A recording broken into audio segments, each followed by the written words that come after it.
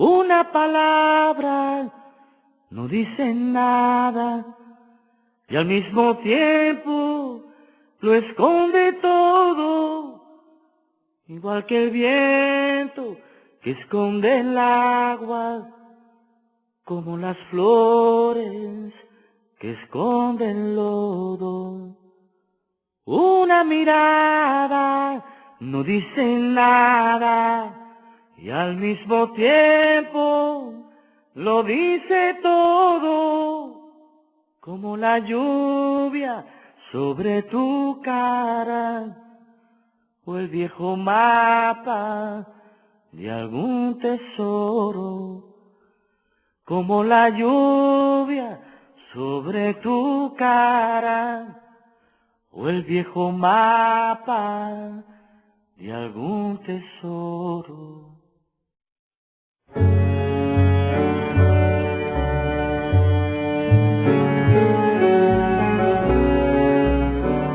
Esteban Echeverría fue creado como partido el 9 de abril de 1913 y desde ese momento comienza a rodar su historia, comienza a forjar su propia identidad.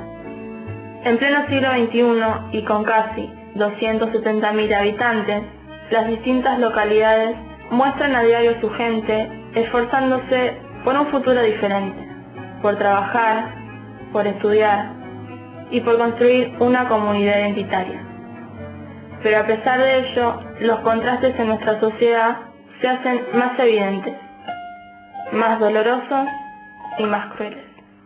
El 24 de marzo de 1976, Argentina comienza a vivir uno de sus capítulos más oscuros, la dictadura militar que derroca a un gobierno constitucional para poner fin a la grave crisis social, política y económica que sacudía al país. Montegrande, lógicamente, no fue ajeno a ello, y a pesar de cierta apatía por algunos sectores sociales para reconstruir nuestro pasado reciente y nuestra memoria, los recuerdos vuelven, se hacen presentes por su propio peso, y el pasado se transforma en un hoy que se impone ante la verdad de los hechos. En la madrugada del 26 de mayo de 1977, los vecinos fueron sorprendidos por la violencia y el ruido ensordecedor de las balas.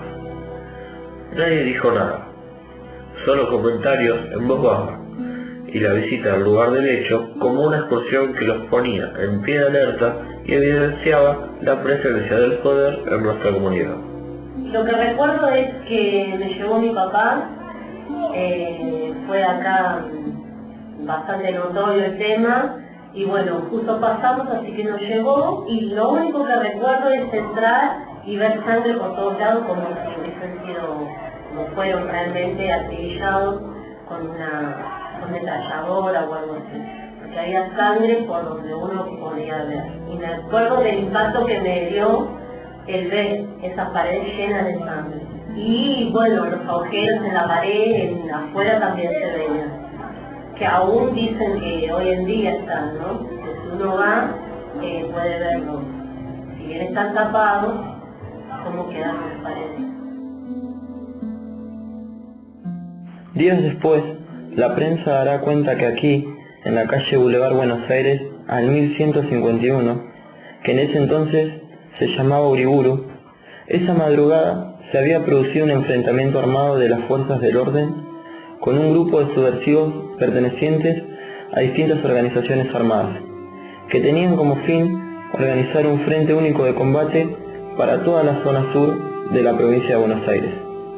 Muchas familias encontraron a través de la información que brindaba la prensa el paradero de sus hijos, que habían desaparecido días o meses atrás. Inmediatamente se dirigieron hacia las dependencias oficiales de la región para ser conducidos hacia el cementerio de Montegrande, donde pudieron reconocer los cuerpos. Una verdad no dice nada y al mismo tiempo lo esconde todo. Yo vivía en esa época sobre Boulevard Buenos Aires, pero en Montegrande. Y en Guillón, que está ahí a pocas cuadras, una madrugada escuchábamos desde mi casa tiroteos, pero no teníamos idea en ese momento de dónde estaba ocurriendo eso. Y al día siguiente nos enteramos que en una casa que hay que todavía existe, que está sobre Boulevard Buenos Aires, habían tiroteado la casa y se comentaba que habían muerto 16 personas. Lo que salía en ese momento de los medios era que había habido un enfrentamiento con subversivos. Pero lo que se comentaba en el barrio y la gente que vivía más cerca era que en realidad no había habido ningún enfrentamiento, sino que habían venido a esa hora de la madrugada y habían acribillado la casa a balazos. Estaba todo feriado, pero del otro lado no había ningún herido. El enfrentamiento fue que lo llevaron ahí, lo mataron y tiraron unos cuantos... Un simulacro. Exacto. La versión oficial, digamos, era de que había sido un enfrentamiento. Y que en el tiroteo, en ese enfrentamiento, bueno, habían muerto. Pero resulta que lo que comentaban los vecinos es que no había sido un enfrentamiento, sino que habían venido directamente, sabiendo que estaba la gente ahí adentro, porque lo que se comentaba era que de adentro hacia afuera no había tiros. De todos los tiros que mostraba la casa, que no sé si en este momento todavía no se pueden ver, eran de afuera hacia adentro. Lo tenían en exposiciones en serio. Yo lo fui a ver, pero no me dejaron pasar. Pero de ¿Usted los cadáveres no los vio? ¿Los cadáveres? Sí. Lo vi Así como en... Sí.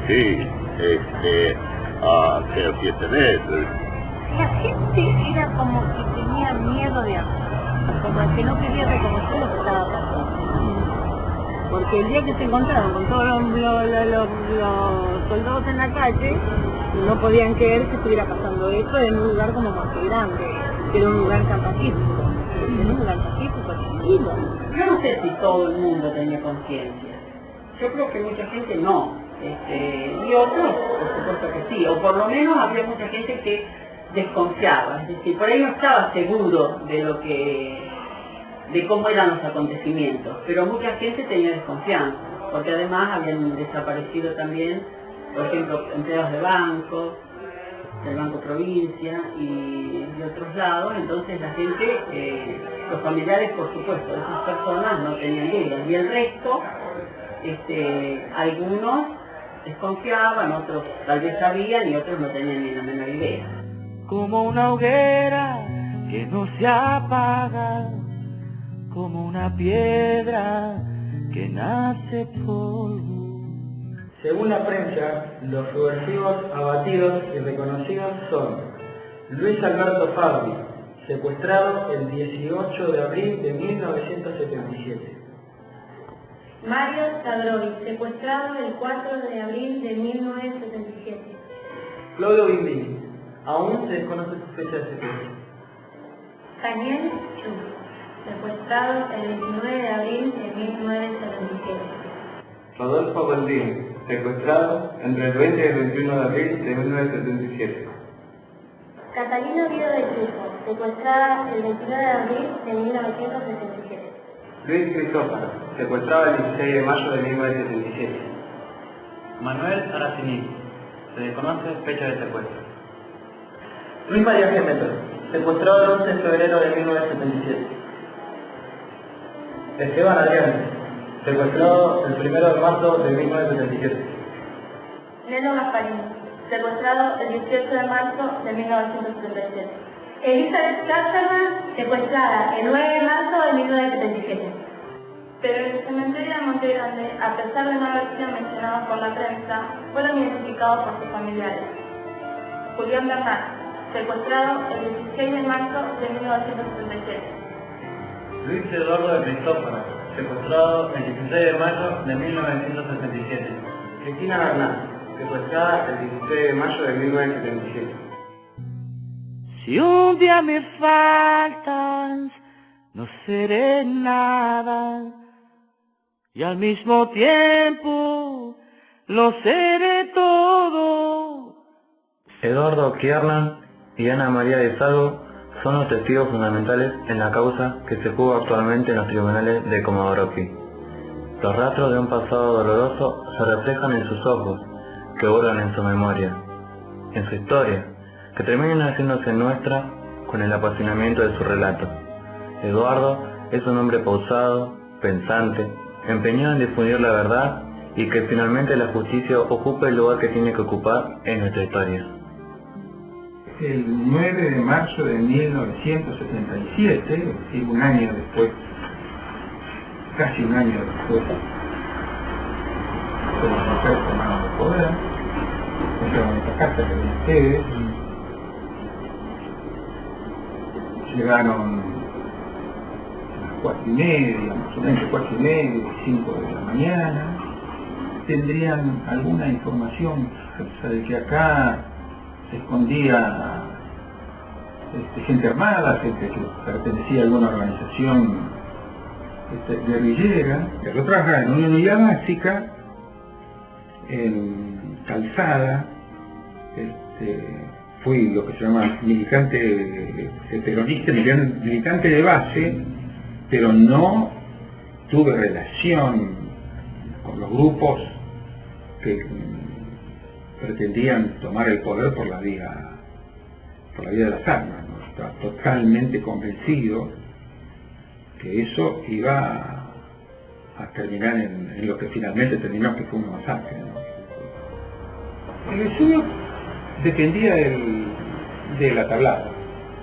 Ahí estaba al frente un personaje que era un mayor, al que le decían Delta, pero dentro del Vesubio Delta era amo y señor.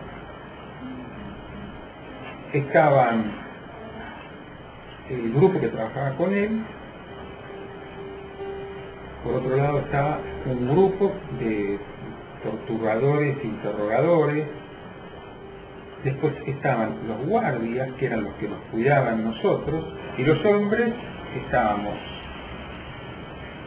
cadicados, empleando el nombre de ellos, que quiere decir encapuchados, todo el tiempo, Porque en tus ojos está mi